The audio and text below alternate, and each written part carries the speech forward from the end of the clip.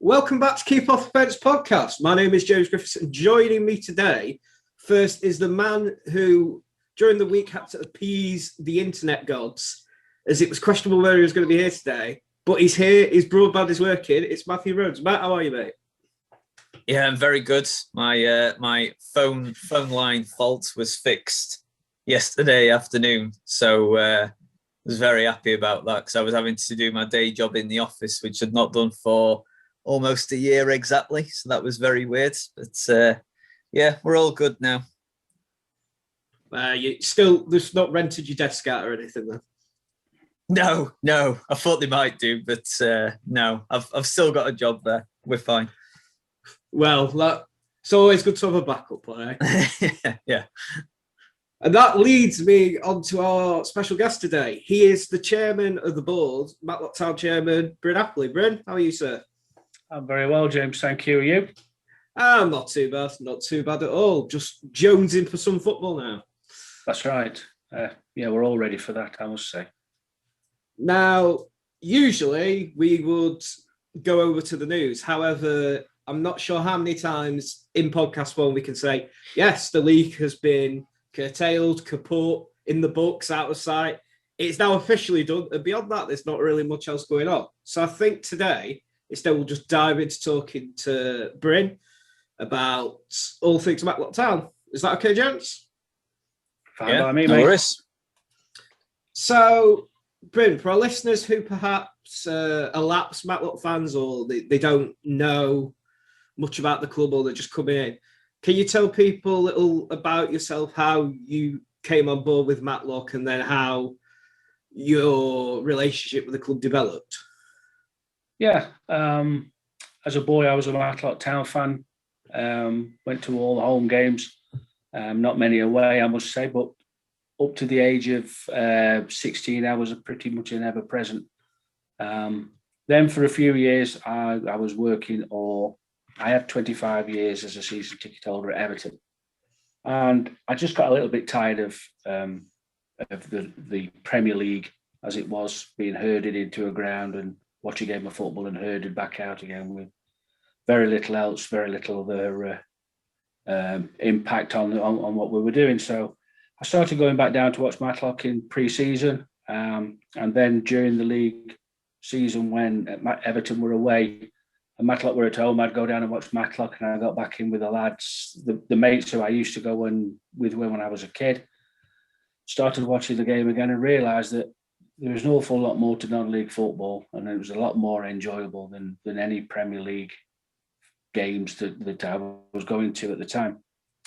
So I started watching Matlock. I gave up at the end of the season. I gave up my season ticket and started watching Matlock the following season, when I think it was the last season that Mark Atkins was in control. So I started to go back watching, and as usual, I can't keep my nose out, and I was invited to go onto the committee, which I did. Then I was asked to apply for the vacant vice chairman's job, which I did, and was duly appointed. And then that sort of carried on for a few years, and then last summer, Tom Wright dropped the bombshell that he was stepping down as chairman and just wanted to carry on as a committee member and commercial manager. And again, I was asked to put in an application, which I did, and was voted by the management committee as chairman of the club. So that's where we are now since June of last year. And it's been an unusual start. I don't think you could come into the job in much more difficult terms, could you? No, that's quite an understatement.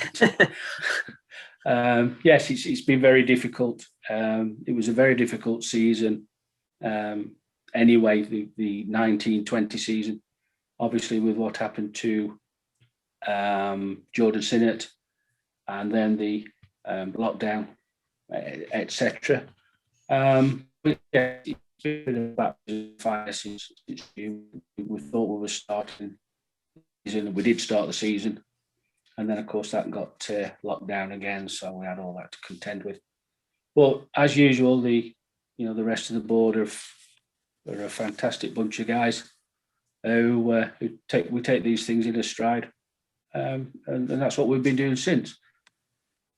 It very much is a case of, I think I've said online previously, although Matlock often it seems calm on top of the water, there's often so much work that's going on underneath, behind the scenes, so many people involved, so many moving cogs.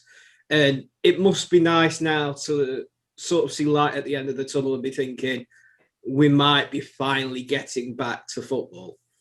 It is nice. As you say, there's somewhere between 20, 25 people on board. Volunteers, mostly volunteers, as you know, you yourself are. And they all do their job, and they was just sort of get along with it. So yeah, the light at the end of the tunnel is fair to say. We've got a squad of players out there that not many people know because we haven't seen them very often. So they're all waiting with bated breath to start training at the end of this month, and hopefully next August get a full season in. I believe, and you'll have to correct me if I'm wrong, my memory's not brilliant, but you did serve a spell as hospitality manager as well. How important is the shorts lounge to what goes on at the club? Because I know we've been pushing recently to get people to book in, use the room for rent. How important is those funds when it comes to helping the club out?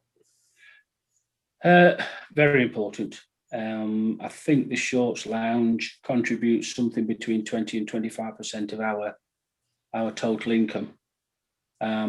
Very, very well supported last year. As you say, as vice chairman, I was also a hospitality manager,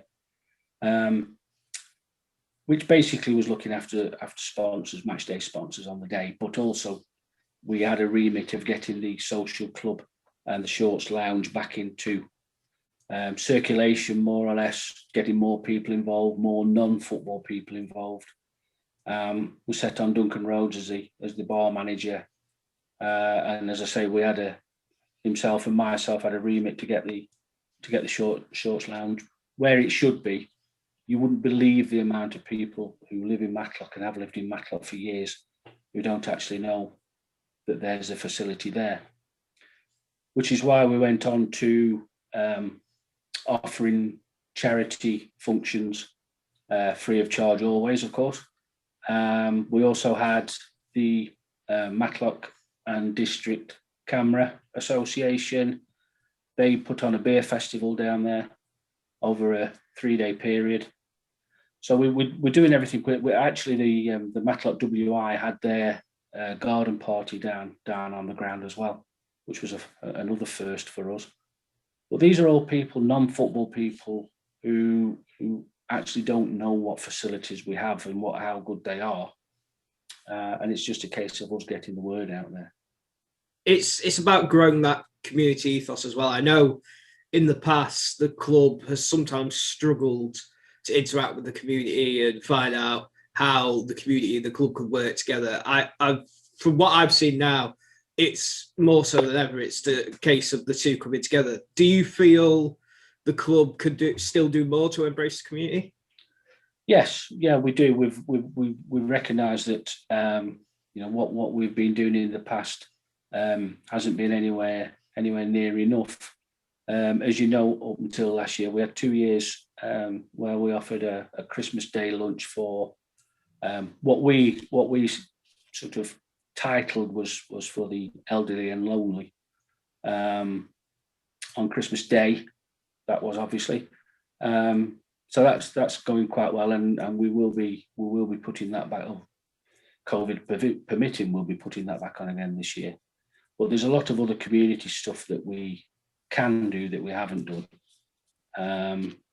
We're introducing particularly the mental health in young men. We've got 4 guys who are interested in, who really want to push that on. So that'll be starting as soon as we can get together. So that's the sort of thing we're looking at now. We have a facility there that the community use. we still have the Bridge Club when they can come back that meet every Wednesday. There's certain other things, other organisations that meet down there. But we had 2 years with an academy that used the Shorts Lounge as a classroom by day, which that then meant that we had to sort of cancel a lot of the events that we were putting on. So hopefully we'll get all those people back and get the Shorts Lounge used as much as possible for community work. Now, you mentioned the academy there, which is a fantastic segue to my next question, actually. A few years back now, it must be a few years back, the academy reserve side was shelved due to what was perceived at the time, a lack of volunteers able to step up and take the roles on. Now, I know this happened prior to you taking the chairman's job, and I know the club has said it's due to lack of volunteers, but there's always been some sort of rumour or murmuring, and I think if we didn't ask this, we'd be accused of shying away from it. Could you explain why the academy, the reserves, was shelved and if it would come back? Right, as you say, we had an excellent academy. Justin Tellis, Steve Heath, Peter Brown, Alan Smith, one or two other people were involved in the setting up of it. Jamie Yates was the coach. Maybe that it's possible to say that the league that they entered wasn't necessarily the best league to be in. It was right to say that actually, for whatever funding we got,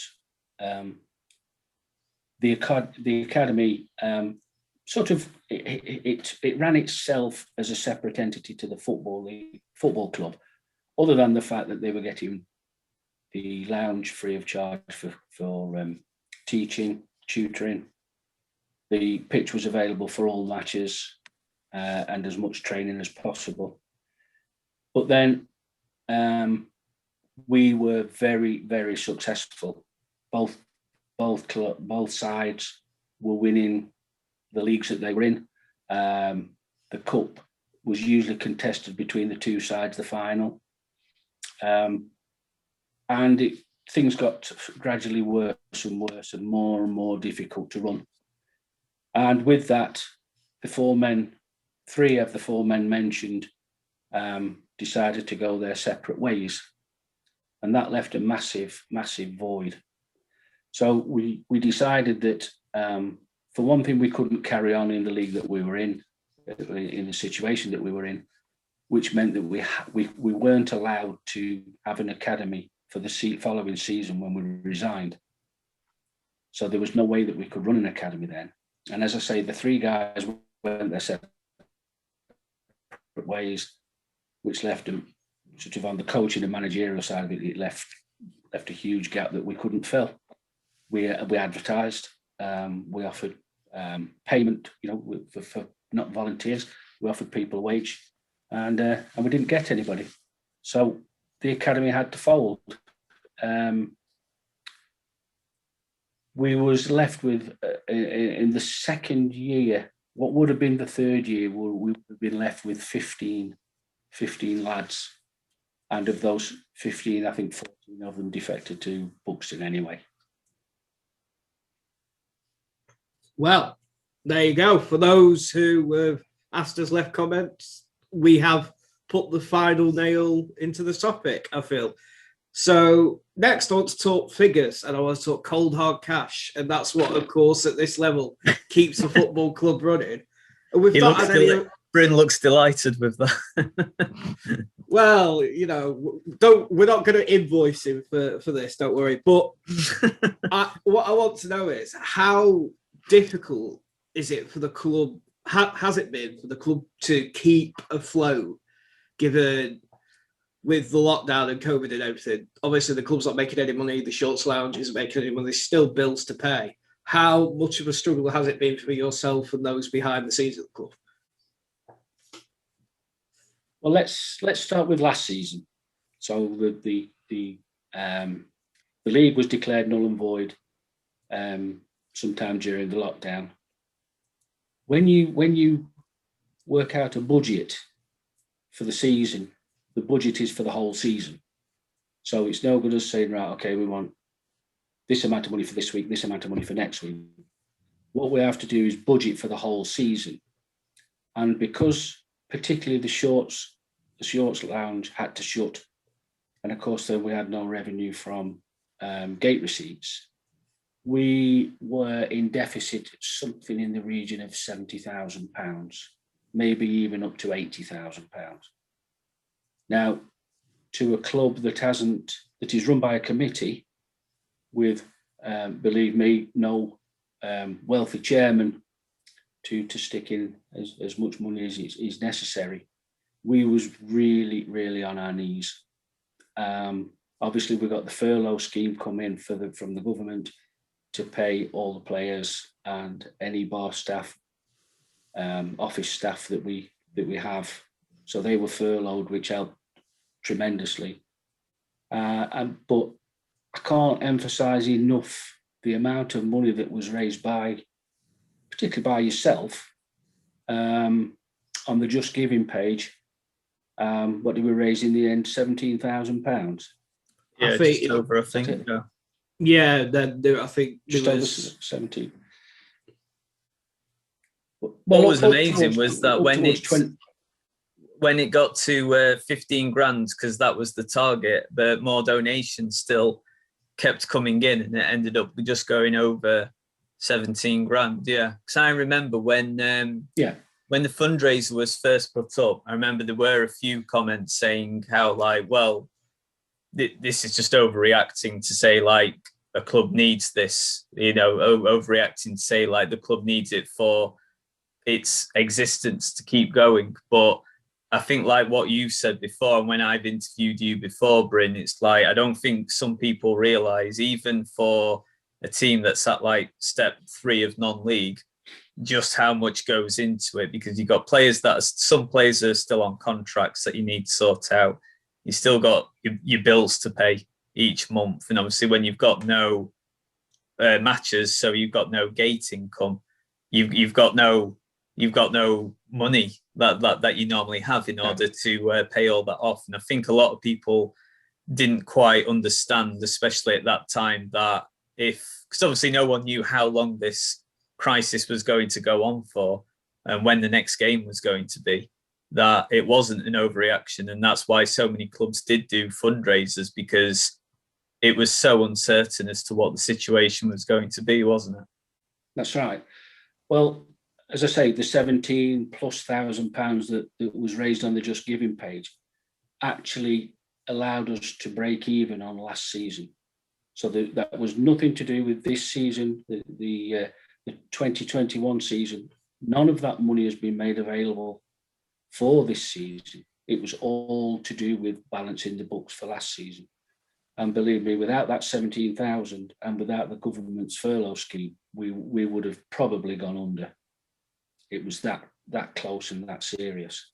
So anybody who thinks that we raised £17,000 and then spend it on flash players, believe me, it wasn't the case. We broke even. We started the 2021 season with £0. And to us, that was an achievement, a massive achievement. Well, we're shutting down rumours, so I've enjoyed this. What going forward? I told you I was going to be honest. Oh, well, you did. That's I the will. best way, Bryn. That's the best way. I still find it. I may as well voice this now, because we were talking about this before, James, weren't we? But I still find it absolutely mad that there's some teams, not in Matlock's league, we're talking further below, like 2 tiers below Matlock, that are offering like 3-year contracts, I think, to a player. And it's like, whilst the pandemic's still going on, obviously, things are looking better because of the vaccinations now, but I still find it amazing that some teams are offering deals like that. It boggles my mind a bit. It is very strange. Almost what's the best word to put? It wouldn't be something that we would do, that's for certain. We've never offered contracts of that length. If we have a contracted player, he will be contracted for a season, and usually with an option, which means that the option to us is to take him for another season, and that gives us a little bit of a buffer, a little bit of a cushion. But 3 years in non-league football, things happen in 3 weeks. Never mind 3 years. And we've seen players come and go within that time. They must be absolutely certain that this lad is exactly what they want, and that club is exactly what the lad wants. So good luck to them. Good luck to them. I know you've got a very good rapport with Paul Phillips, the manager. It seems to be a relationship along with Dave Wild and the whole coaching staff that seems to be working really well. How have you felt so far? Granted, we've not had that many games, but how do you feel the side has progressed on the pitch in recent times?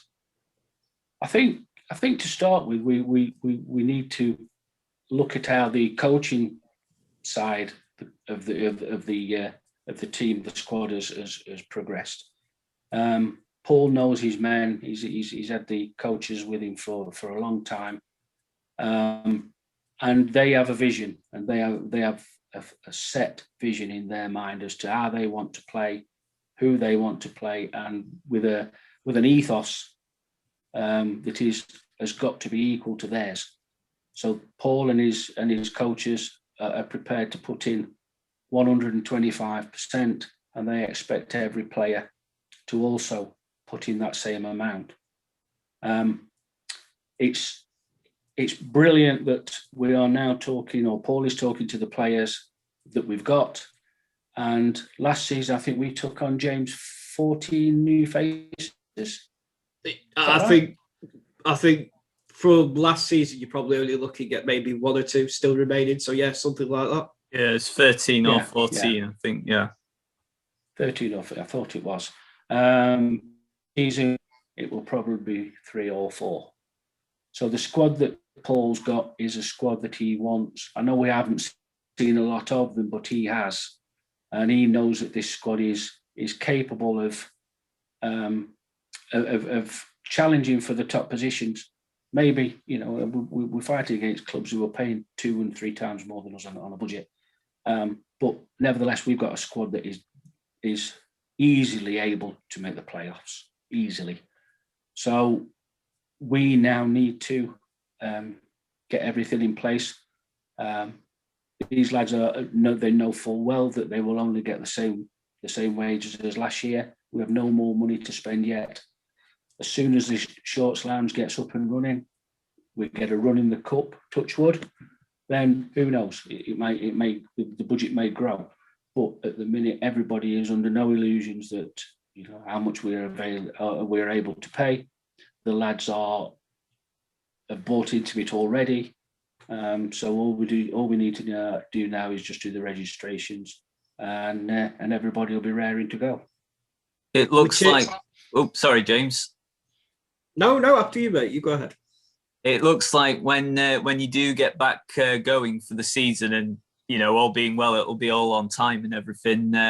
It's going to be even more competitive than what it usually is, because South Shields recently announced that they're going full time. You'll actually have a full time club in step 3 of non-league, which is pretty rare, I would imagine. So is that just another sort of sign that the league just keeps getting even more competitive as every year goes by? Yeah, that's right. And we need to move forward. South Shields have got a tremendous fan base. Probably, I think their average gate is somewhere around about 1,200. So they've got the necessary funds to pay full time, and obviously the income to match. And again, good luck to them. They should have been promoted last season. They was far and away the better side.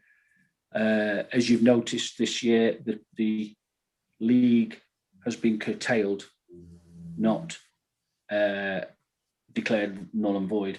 That's been done for a reason.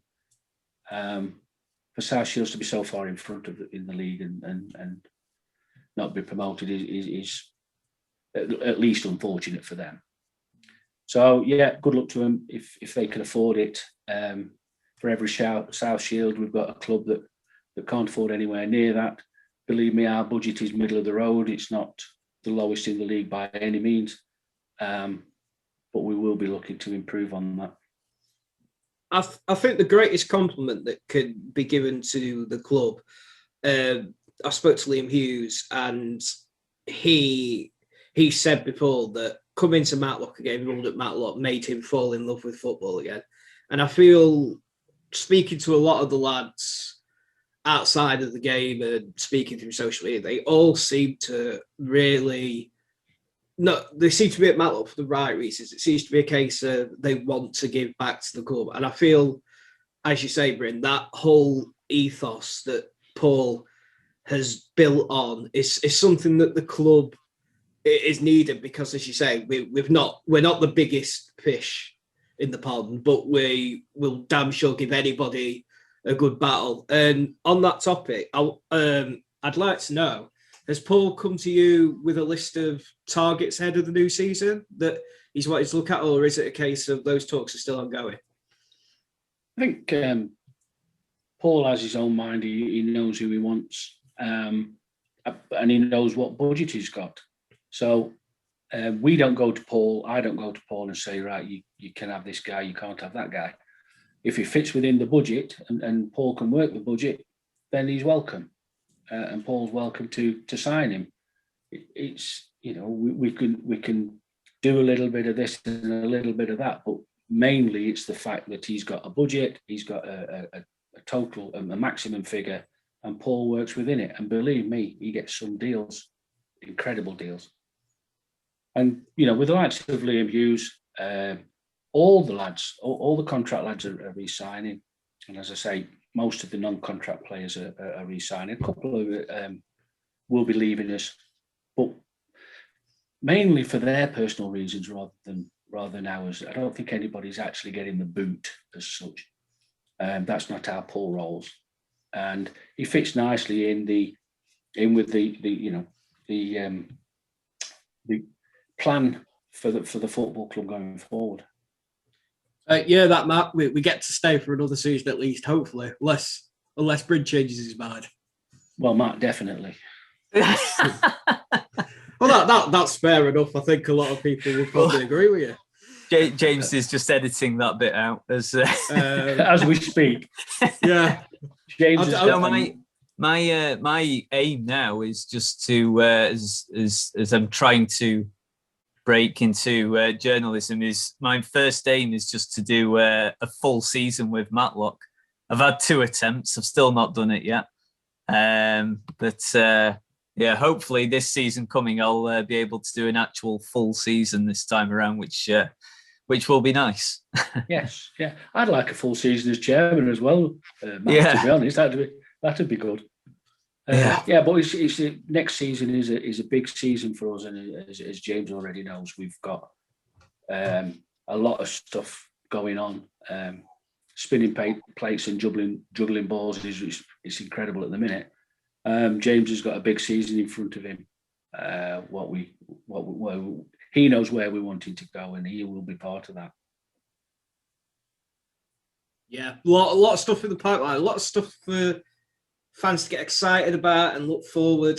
And I will say this, the club has been ambitious. And on that ambition point, I'd like to ask Bryn, as chairman, as a fan yourself, what would you say if you looked at, and I know this is a very broad statement to make, in the next 5 years, what would your ambitions for the club be in an ideal world?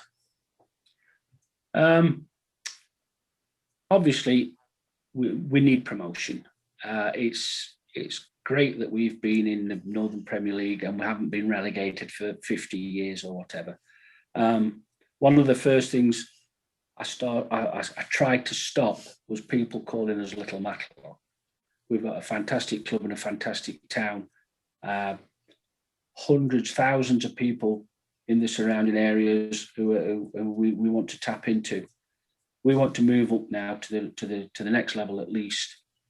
We know to do that we need to provide more income, which we're all working on at the minute.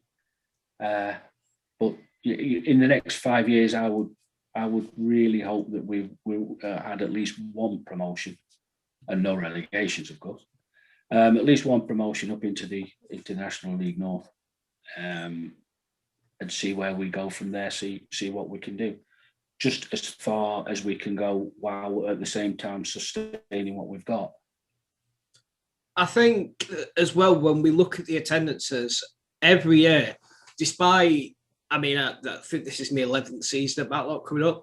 Every year whether we're playing good or bad, we've always improved our average attendance. I think if you go from the last full season we had to the pandemic cut season, I think it was something of a rise of about 18%, which shows that there really is a desire for, and I think there's a gap in the market for a team like Matlock to really push on and establish themselves as a club at a higher level.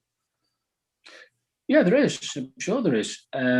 It's just a case of getting all the right things in the right place. Sustainability is obviously one of the main things. It's no good making a push for the National League North and then the National League itself, and then do the same as everybody else has done, or a lot of others have done, and fell by the wayside. We need to be able to sustain everything that we do. Business continuity is a key thing to us now. We need to be able to continue the business and grow it, and we've got the people in place to do that. I know we've got club president Dennis Hobson come on board. Dennis, for those who don't know, you really should know, but if you don't know, Dennis is big time involved with his boxing, Dennis Hobson Promotions, ex-manager of Ricky Hatton, amongst other incredible plaudits. How is that relationship between you and Dennis, and how have you found working with him? I've got a brilliant relationship with Dennis. I really do enjoy working with him and talking to him. He's got so many ideas for the club. He's also got obviously big ideas for the boxing fraternity that he's in. He's got a boxing TV channel coming up. He's still promoting. He's got other businesses as well, but he's got all the time in the world for myself and Matlock Town.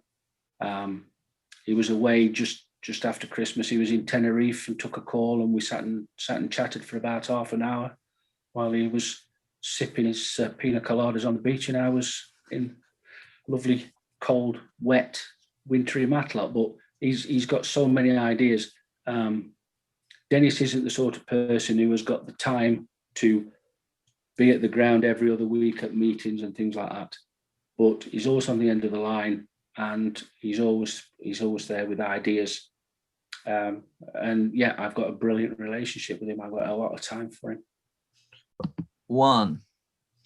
Now, speaking about Mr. Dennis Hobson, we know he's got his fingers in a lot of pies when it comes to businesses and such. Is in the summer just gone, not the current summer, there was going to be the Matlock Music Festival. That sadly didn't happen due to the pandemic. Has there been any other talks about any other events taking place at the Proctor Stadium, or is that something that's not really been spoke about at the minute due to current concerns? No, absolutely not. There's all sorts of things being talked about. The music festival will go ahead the summer of 22. That's all in place or being put into place now. Dennis has got some more ideas with regards boxing events on the playing surface, obviously through the summertime, and also maybe even working in conjunction with the cricket club. You take the fence down between the football club and the cricket club, and you take the fences down that are there between the football club and the cricket club in an administration side. There's a huge green space there that we should take make full use of.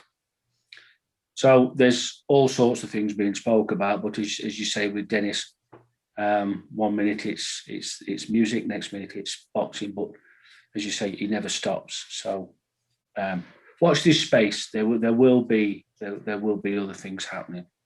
Bryn, will you be at the cricket game when the football team plays Matlock's cricket? Will you be there being wicket keeper or something like that? Well, it's a players versus players game, but well, you'll be the umpire then.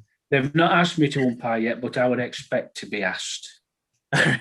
in the sense of impartiality, of course. You know, one of theirs and one of ours. But I'll be there definitely. Yeah, that should be good fun. I know we've had one or two supporters asking if they could put their name down to play. At the minute, as I say, it's player versus player, but there will be other opportunities. I'm absolutely certain. We're getting. We have a good relationship with the cricket club now. A fantastic relationship. I know I've spoken to their social media side of things, and it's nice to see the two clubs forming more of a bond moving forward. I know, speaking about the cricket club, as you say, when that fence goes down and the cricket season's over, there's that big empty green space. Has there ever been any talks or thought about putting a temporary stand on that bit of greenery, or is it something that wouldn't be possible? It never stops, James. Obviously, to get into the National League North, we would only need a 3-sided ground. To go any further, we need 4. So why not start now? We've got people talking. We've got people working on it now to see what we can do. And I think the cricket club, to be fair to them, wouldn't stand in our way. Obviously, it would have to be with their agreement. But yeah, we never stop. We're talking about it as we speak. To my knowledge, there's never been any thoughts about moving away from the current ground, because I know when I've spoke to people in the past, they've gone, where else would a ground in Matlock go? I know at one point, many years ago, there was talk about the club relocating up by the quarry, I believe, or I may be incorrect about that. But no, there's two quarries there. There's Calder Quarry, and there's also Halldale Quarry, which are again big open spaces that would be able to accommodate a football ground. They're just quite out of town. You would never get a better facility than we've got now, albeit in sort of its own confines. But if you start moving out of town, then you're moving things away. Don't forget that a lot of people benefit from revenue that comes from people watching a football or going to a football game. If we moved out into Calder Quarry or Halldale, I'm not sure that it would benefit the club at all. Obviously, we would have a brand new ground, a brand new stadium, but we're all right at the minute. We've got other things to talk about, to discuss, to work on, and let's stay in the middle of town. What we want to do now, of course, is to get the businesses in Matlock to buy into our way of thinking. I don't think there's many, if any, shops in town that actually stock Matlock Town memorabilia or any other Matlock Town stuff. So that's something that we're working on. We've got somebody working on that. We're all right where we are, I think. We'd always like to have Ryber on the hillside, really. Oh, very much so. You want to lose that lovely view as I interrupt that. So I'm going to let him continue. Will it still be, I think, I remember rightly, there were a bit of talk that, obviously when things are back on, that Matlock's women's team would start playing a few games at the Proctor Cars. Is that still a possibility? That sounded very much like the Matlock swimming team. Oh, right. rather than the Matlock swimming team. Yeah, we were in talks with Josh Gommett with the Matlock ladies. As you know, the ladies are now part of the website. The online store has got its own ladies section. So yes, we were hoping that the ladies would play at least 4 or 5 of their home games down at the ground this season. We had an agreement in place with the ladies to do that. So we'll have a word with we'll have a meeting with Josh and see what we can work out. While ever there's only one team playing on there, there's always the possibility of the juniors and the ladies, and we'd like to get the juniors to have at least one game per team down there as well. So as long as we don't, the limitations we have with the ground, as long as we don't sort of overuse the ground, then yeah, they've got the badge on the shirt, so they should be part of it. Speaking of the badge, I know a lot of people, because I know me and Matt have discussed it. Well, me, Matt, Graham, Danny, and a few others on the media club shop team. There's always a lot of conjecture about what the official club badge is, whether it's just a gladiator standing alone, whether it's the gladiator with the text around it. Now, I think you said in the past when I spoke to you, it's the gladiator with the text. Is that correct? Absolutely. Yeah, that always has been. And although there's been a lot of talk and a lot of derogatory talk about our badge, I do believe we made it into the world's top 100 worst badges in football. So be it. That's our badge, that's our logo, that's what we represent. And as far as I'm concerned, that's how it'll stay. But it will be the gladiator with the text, to answer your question, James. Yeah, I think it's a good badge. I think it's genuinely, even if I had nothing to do with Matlock, I think it's quite a unique badge and a crest. Yeah. Maybe the strange thing on top of his helmet is a little bit bizarre, but when you see it with particularly on the stuff that we've got on the online store now, all the different shirts and all the merchandise that we've got with that badge on it, it is certainly recognisable. I've got it tattooed on my arm, so if you said it wasn't the correct one, I'd have been gutted. Oh, well, then in that case, if that's the case, then James will change it. Oh, no. Immediately. Well, there you have it. I'm a badge getting changed. I'm going to have to sew my arm off. So there you go. There's always laser treatment. Well, that's it. If anybody wants to sponsor that, I take pity on me. Gives a call. Now, I will point out though that because I didn't know that the club badge was in the top 100 worst badges in football, but the Proctor Cars Stadium was in the top 100 best football stadiums in Britain in a very recent book that was published, which is they're critically acclaimed as well.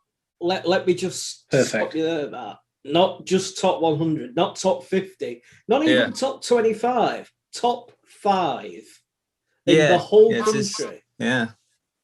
Which, I know there's always a lot of talk, oh, Matlock's got 3 sides, blah, blah, blah, blah. However, there is nothing like getting down to the ground, seeing that, Rider on the hillside, seeing that massive green plume of hills rolling. It will forever and a day take my breath away going down there, and it's home, that, and I think it's something you couldn't capture anywhere else in the country, and it shows how special the club Matlock is. Yeah, and I think that's exactly right about where we are in the town. Without Ryber on the hillside, then it would be a completely different thing. And you only have to look at the proposed development next door, at the old Matlock Ford side. The whole of the tarmac stand end will be apartments facing out over the ground and up to Ryber. So believe me, if it wasn't a wasn't a pretty sight, they wouldn't be wanting to look that way. Obviously, there's parts of the ground that could do with developing, and we'll see where that leads to. But as it is at the minute, then it's fine by me. I can promise our listeners, by the way, Bryn's not reading my notes because I was just about to ask about Matlock Ford and the planned developments for that. I know there was talk, I believe the planning permission for the apartments originally was refused. Has that now been accepted and there is going to be apartments built there, or is it going to be... No, it's not being accepted. The planning permission's not been granted.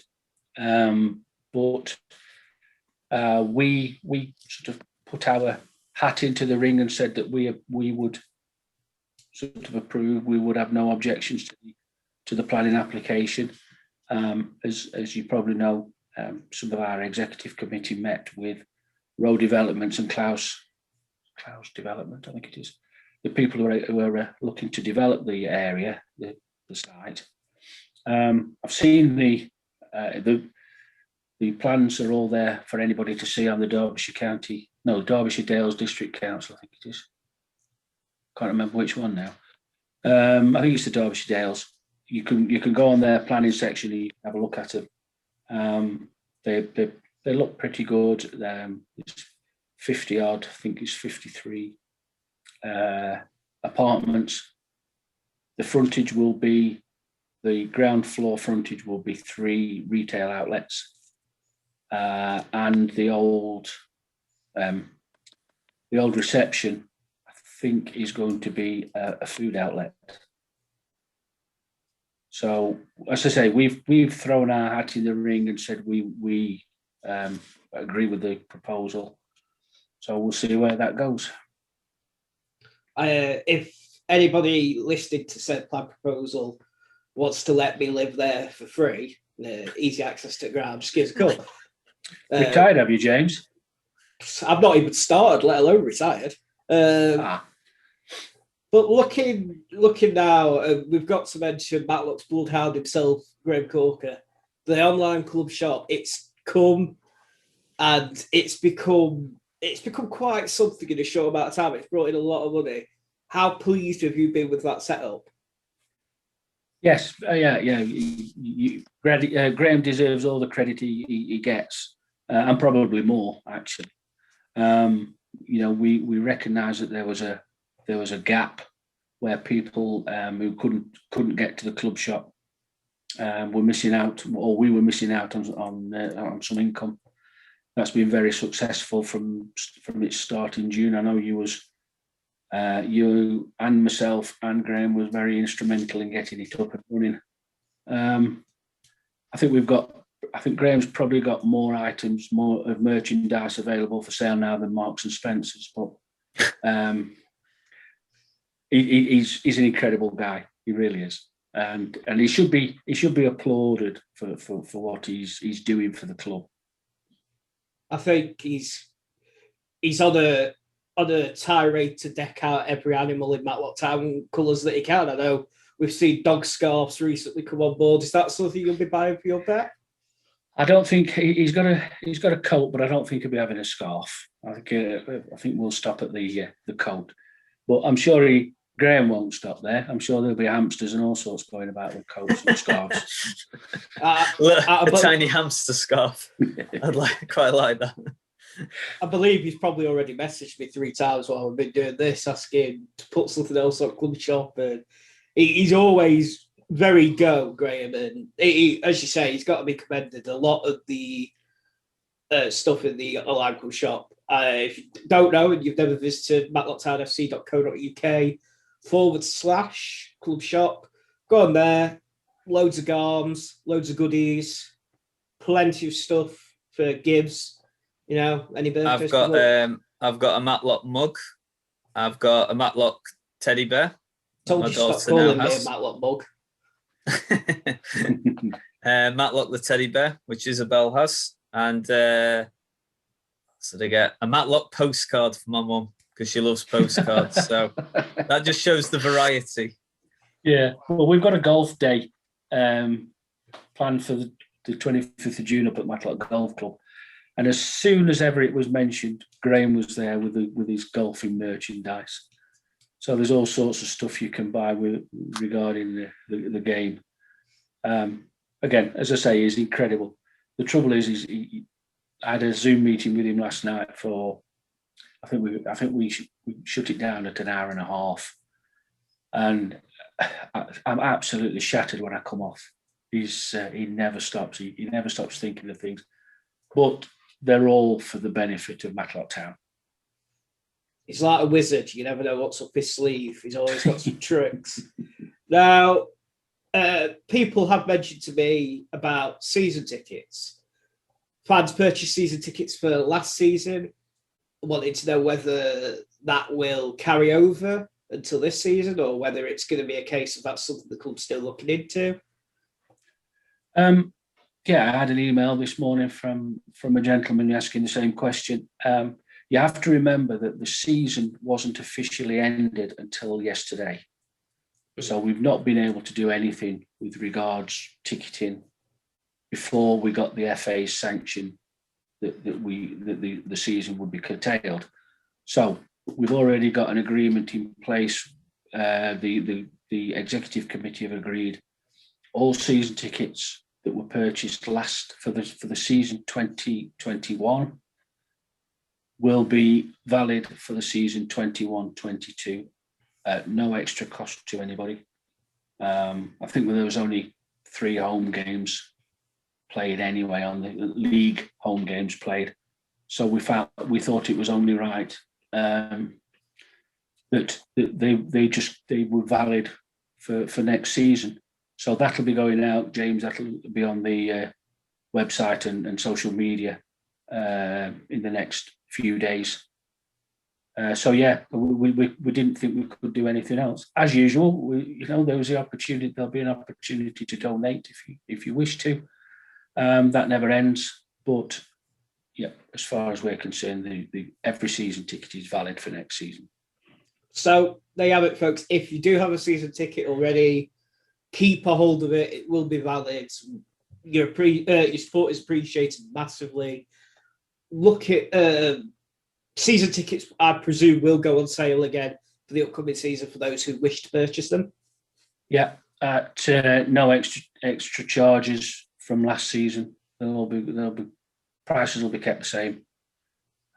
We just need people down there. We need to see people in the ground again. So that's our little bit towards help towards getting people in there. Anybody who wants a season ticket there, as I say, the price is the same as last season. So yeah, we're working on that as well as we speak. How many is that we're working on now? How many plates am I spinning now? I mean, just the one in the background looks like it's about to go spinning. Yeah, that one. Yeah. That's a family heirloom. Well, don't spin that one then. But I know as well, I wanted to mention the club's bonds with the NHS that it's built. We last season, anybody who had a valid NHS ID card, you will have to correct me if I'm wrong, as I say, my memory is like a sieve. But I believe anybody with a valid NHS ID card would be permitted free entry to the games as the club's way of giving back and saying thank you to those brave men and women who have been the backbone of society during the pandemic. Is that something that you wish to carry on? At the minute, we haven't really discussed it. It'll be on the agenda certainly before the start of the season. We'll see what is happening nationwide. But I'm sure if that's the case, then we will do the same again.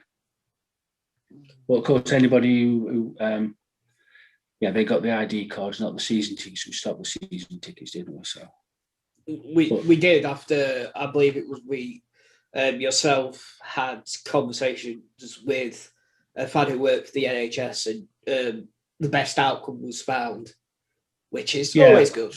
We're always happy and open to have conversations with. Yeah, the cost of a season. the cost of a season ticket is reclumative is too much. It was contravening their contract of employment, so that's why we went to the ID card. Now, one of my final questions, and it's a question that a lot of people listening to this are going to be thinking, and they're going to be like, James, we're probably like 3 hours into this podcast. Why have you not asked this yet? When do you think football will return at the Proctor Stadium? And do you think, do we have any pre-season games lined up? Do we have anything like that? Is there anything, a date we can sort of look forward to? Right, well, obviously, this is all depending on the government's roadmap of lockdown or of coming out of lockdown. If things carry on as they are, and June the 21st is the date that all the restrictions are lifted. If anything changes in that time, then obviously we will have to change. But there will be pre-season friendlies from hopefully the 10th of July. Now, whether that's obviously we have the usual Chesterfield, Sheffield United, Mansfield, Burton, Derby, those sort of. Still trying to get in touch with those people now to see if we can arrange a fixture. But there's also the possibility of a Derbyshire Cup. We've all been invited and agreed in principle to a cup, whether it's the Derbyshire Senior Cup or whether it's just a Derbyshire Summer Cup or whatever. That's being talked about now. The sort of ins and outs of it haven't been agreed, but in principle we have agreed. 8 teams have agreed to play. They will probably be rather midweek rather than Saturdays, but so we would expect pre-season to start sometime the early part of July, and then the season to start. Probably stick my neck out and say it's the 7th or the 14th of August. And have you been on the phone to Mr. Ancelotti about a pre-season game with Everton? No, we thought the Everton supporters amongst us. We thought that we would probably go for having a word with Mr. Rooney and see if we can get him down instead. Obviously that'd be good. The Everton fans, know Wayne Rooney as an Everton player supporter. He did mention once that he slept in his Everton pyjamas, so he could be a Manchester United player for all he likes, but he's still an Evertonian at heart. I believe he's not the only Evertonian that sleeps in the pyjamas. I believe there's quite a few of those at the club. Yourself, Duncan, Schutz, an Evertonian. Is there anybody I'm missing out? Your lad, of course. Al Byrne, Graham Corker. Crikey. There's loads, isn't there? They multiply like rabbits. Deck Walker. Yep. How many more do you want? My son, my daughter, my wife, my dog. I think the most club that people don't expect anybody at Matlock support. I found this out the other day. Spencer Harris supports Burnley. Right. Never knew that. Somebody's got to. Well, this is it. I remember that video they put out a few weeks back about happiness is turf more or whatever it was. So, we'll round things up because I know Matt wants to go watch Chesterfield. Bryn's probably sick of the sound of my voice by now. So we'll finish on this. Matlock Town Social Club is open the 21st of June. Is that correct, Bryn? Matlock Town, the Shorts Lounge will be open for full business from the 21st of June. Obviously, there's possibilities before that with the rule of 6 and things like that. But if there's no football, we can't have mass gatherings with regards to parties, etc. So really, from the 21st of June, it will be fully again. this is all down to the government's roadmap. But at the minute, we will be open for business fully on the 21st of June. And believe me, already we had one. We'd got a booking for the 19th of June for a party, and less than half an hour after Boris Johnson made his announcement, the guy rang me up and changed the booking to the 26th of June so that it would fit in nicely with the roadmap. That doesn't surprise me at all. I think I'm just so desperate to go to pubs again. Yeah, we all. Well, I'm going to be one who will be sat outside the pub, whether it's raining or cold. Yeah. You'll see me sat outside a pub somewhere. Yeah. I'm a bit worried at this point. We'll get back down to Shorts Lounge and we'll find Duncan's been in cellar the whole time. Well, quite possibly. We've had 3 of Graham Corker's mannequins at the back of the bar since Mass and Mill shut. So that's a bit strange if ever you go and look through the window. Well, as long as we're not claiming furlough on them, we'll be all right. No, we're not doing that. Now, so yes, if you want to book the Shorts Lounge, info@matlocktownfc.co.uk. Drop us an email, give us your contact details, tell us what you want. Someone will get back in touch with you, and hopefully we'll be able to work out an ideal sort of plateau for each of those plans, and we'll be able to host you. We look very much forward to that. Right, I'll wind this up now. Matt, do you have anything to plug? Where can people find you on the international webs? On the international webs? Well, I'm on Twitter. I'm always on Twitter. I'm on it too much. So that's at Matlock Roads. But yeah, there is a couple of things that I will shamelessly plug. The first one being to do with Derbyshire Media Company, because that's who I work for in terms of covering Matlock reports as well. So if you're interested in your Olympic sports, because it might have escaped people's memories that the Olympics is actually happening this year, fingers crossed, and that it's only about 3 months away. I've interviewed Holly Pern-Webb, who is from Belper, and she scored the winning penalty for Team GB when they won the gold medal at the Rio 2016 games against Holland. So I've had a really long chat with her about what Team GB's prospects are for hockey at the next Olympics. So if you're into your Olympic sports, that's quite a good thing we've got going there for DMC. But also a bit more related to Matlock Town. North Derbyshire Radio is launching. When this gets put on, it'll be within about 24 hours. So it starts on Monday. And yeah, the person who is sort of in charge of it and is funding it to begin with is Naz Premji, who you might have heard of. He's a freelance sports journalist. He still does stuff for 5 Live. He does live reports, does stuff for Sky as well, does horse racing coverage.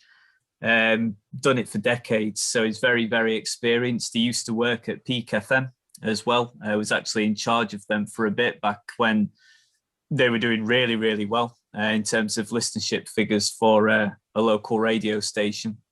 And because Naz is in charge and obviously has a lot of sports journalism pedigree, I know that he's got the station has got quite big plans for what it wants to do for sport coverage in terms of North Derbyshire. So I don't know the full details, but yeah, it looks very promising in terms of how North Derbyshire football. So obviously, like Matlock and your other teams like Chesterfield and Alfreton will get covered, along with other sports as well, like the Derbyshire cricket team. So give it a listen next week, because people are really excited about it, and hopefully it'll be as successful as Peak FM used to be. So give that a listen. And if North Derbyshire Radio want to cut us a check for that sponsorship there, please take it out to Matlock Town Football Club. I'm sure our chairman will greatly receive any funds that you wish to send our way. Speaking of Mr. Chairman, Bryn, do you have anything that you want to plug? Where can people find you on the social medias? Well, obviously, I'm on Twitter. I don't do Facebook. But anybody who wants to direct message me on Twitter with anything they want to ask, believe me, as you've heard today, I'll tell it as it is. We've got one or two things coming up. There's the questions and answer session coming up with Paul Phillips. That'll be advertised in the not too distant future, where people can pay a fee and then put a question to Paul on an evening. As I said, we've got the golf day coming up as well on the 25th of June. Anybody looks on the website, they can go on there and book a team. Other than that, let's just hope everything carries on as it is, and by the 21st of June we can all get back to some sort of normality. When you say put a question to Paul, does it have to be football orientated, or can we just ask general knowledge questions to him? Because I'd quite like to see that. Do you mean if you're going to ask him what the capital of Zanzibar is or something like that? I don't know, but and you can ask him if you pay your money, you can ask him anything you like. Well, I think if I get the capital of Zanzibar, and just give me a click round here, so I best not risk it. Right. That is us done. Thank you everybody for listening. Keep Off the Fence podcast episode 4. We're still here. Oh yeah, we're still going. We've not been cancelled, which is good. www.matlocktownfc.co.uk/club shop for all your club shop needs.